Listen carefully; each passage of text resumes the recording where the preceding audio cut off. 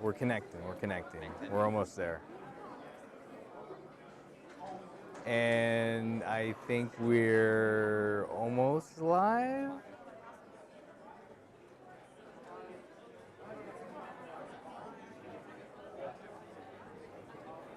We connected to Twitch first. To Twitch? Yeah. What is that? Twitch TV, it's another streaming service for I didn't know that. video games, yeah. I need to learn that. But it's mostly for just streaming. Oh, You don't like when you do upload, Xbox. yeah. Or maybe you can, I don't know. I've heard of this thing with video gamers, swatting. Have you heard of that? Swatting? Swatting, like if somebody's playing video games live, they have a way of hacking their phone line and they'll call a SWAT. You ever heard of that? It's terrible. Oh, that's not nice. Yeah. So, welcome back to Geek Out SA here at Alamo City Comic Con 2017, day 3. I'm here with the Urban Journalist. Yes, how are you doing? How's it going? Thanks, everybody, hello audience. So we had a whole other conversation, but they didn't hear us. They didn't hear us. They didn't hear us when we were talking about that. So, this has been a long weekend. Yeah. It started for me on Thursday. It started on Wednesday. No, it started from Wednesday for me too. Yeah, see, I didn't see you on Wednesday. I was actually setting up on You Wednesday. were setting up on Wednesday. Yeah. Yeah. I came in and I was out. And then I came Thursday. I dropped this off. You dropped us off? Yeah, the backdrop. Thursday I came, grabbed my stuff. And I just walked around and then I went to see Pirates of the Caribbean. How was that? What was it? It was okay. It was okay.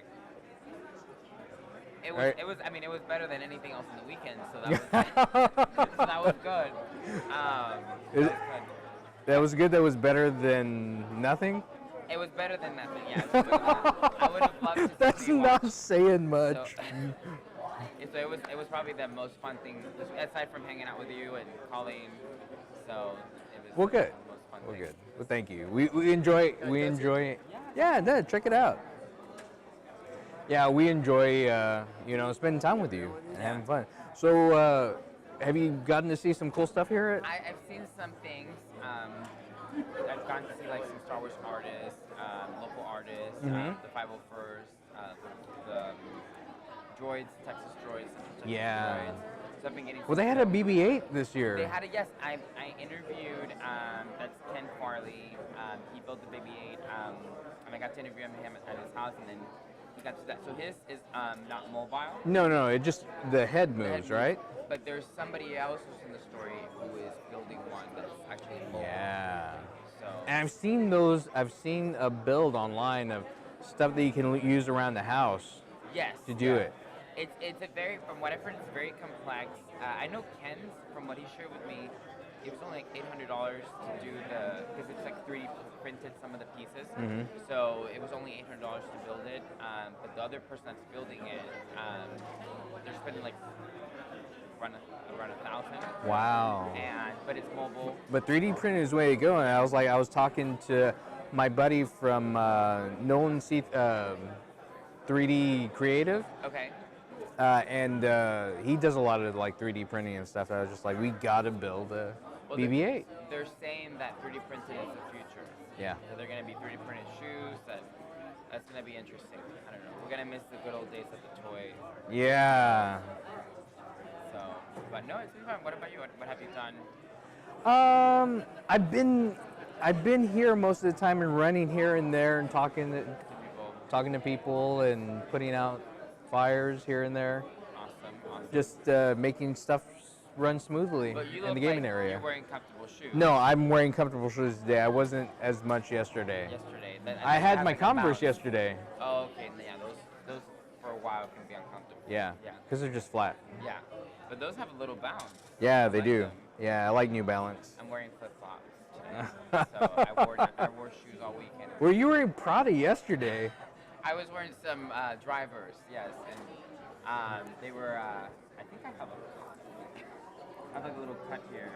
Oh no! It's like tough leather, so yeah. I thought they were gonna be comfortable, but no, I felt like I was walking in rocks. So. So, I know we talked a lot about your documentary, Yes. Sci-Fi Tonians, and we had started hinting at a second Sci-Fi Tonians, but it's not named Sci-Fi Tonians. It's named something else. It originally was Sci-Fi Tonians episode 2, The Phantom Reawakens, and then during. And this is my other. Colleen, That's Colleen. Go ahead. And I was like, "Hello, Colleen. You're live on YouTube." Nothing like live. Oh, hi, YouTube. I'm heading y'all's way. Honey, did you need anything besides the shirts? No, just get me the shirts, and that'll be it. How far are you? You need lunch? No. My cousin got me some pizza, Oh, nice. a slice of Okay. pizza, so I'm good old, right now. Old shirts or new shirts? No, new shirts. Okay. All right, see you soon. All right. Bye. Bye.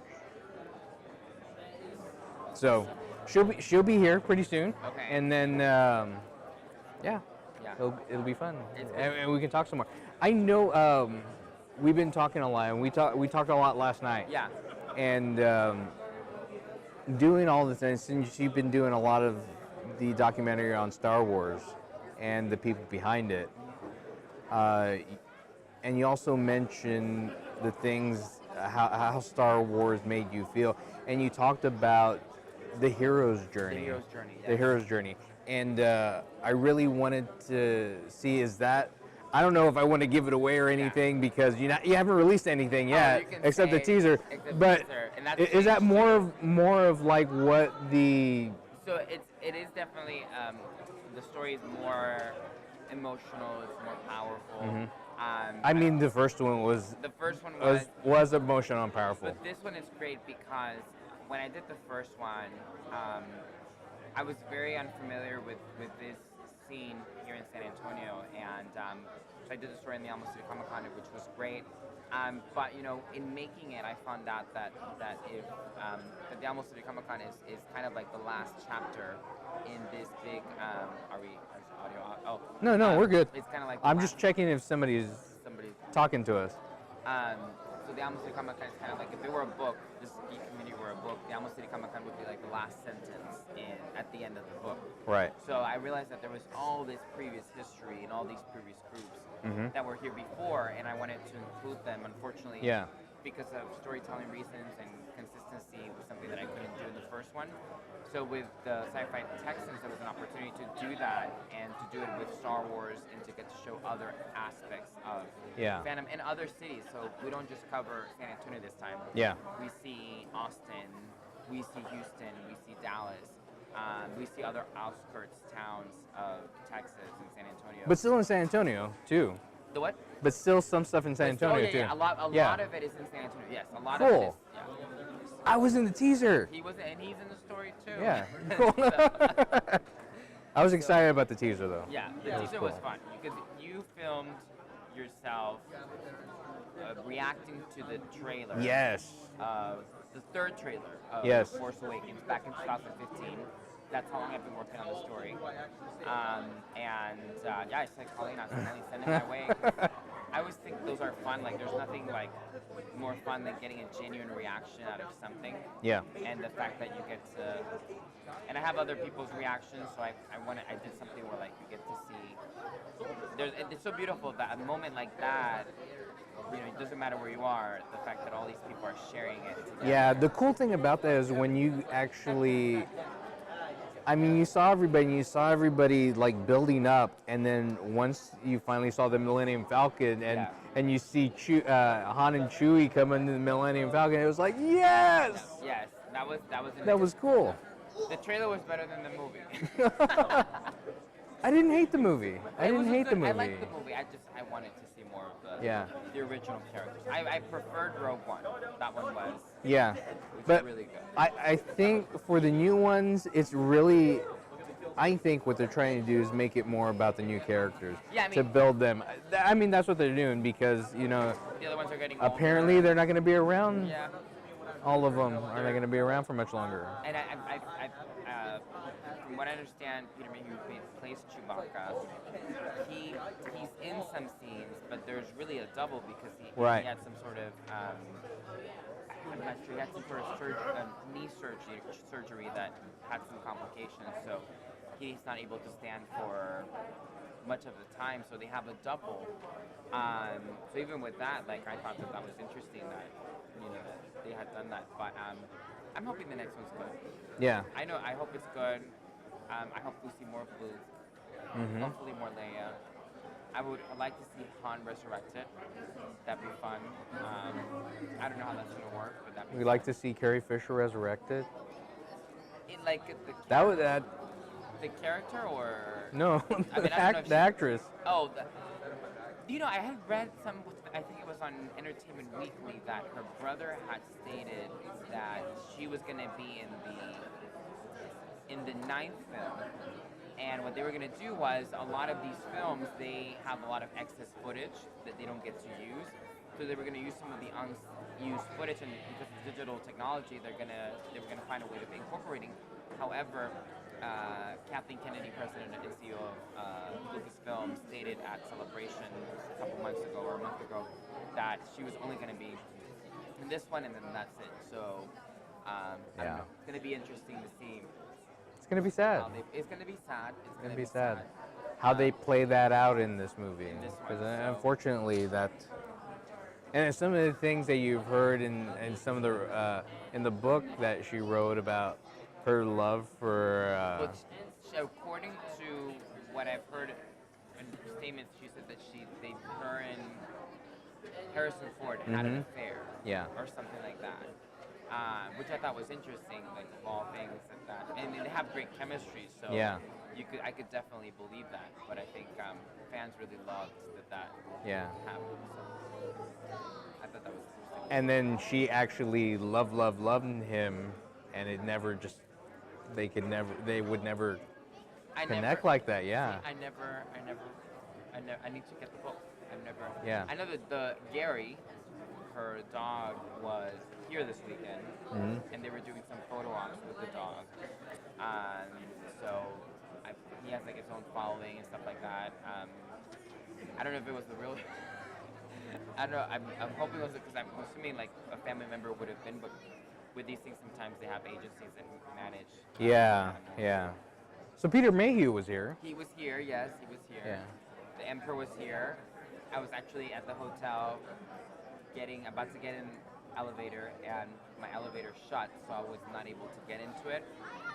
The next elevator opens, and it's Ian McKellen inside of the elevator. Nice. Did you and take a selfie with him? I didn't take a selfie. You didn't want to be that guy? It was just cool enough, just like being there. Being the presence, and he yeah. looked kind of, a lot of times, they're tired and stuff like that, so they look, upset. So I was like, okay, I'll just.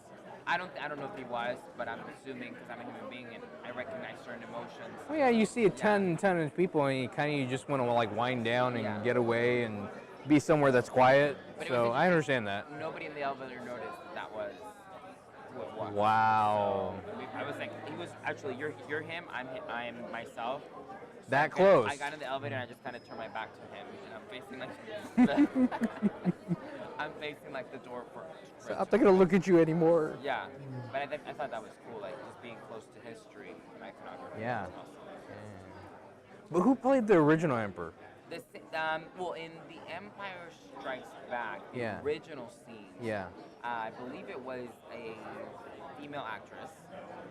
Really? Yes, and what they did was they put some makeup on, and she had kind of like closed eyes, and the voice was voiced by somebody else.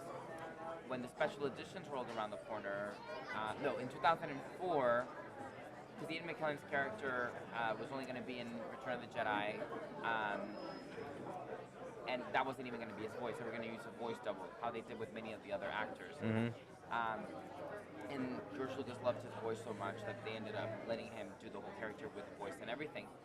So when they were doing the prequels, in 2002, 2003, they refilmed that scene, that hologram scene in The Empire Strikes Back, where Darth Vader is having a hologram conversation with the Emperor.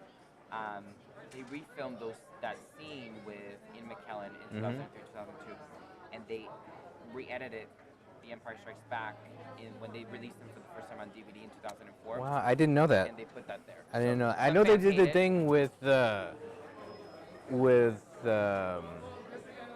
Anakin. Yes, yes, which was very Yeah. very controversial.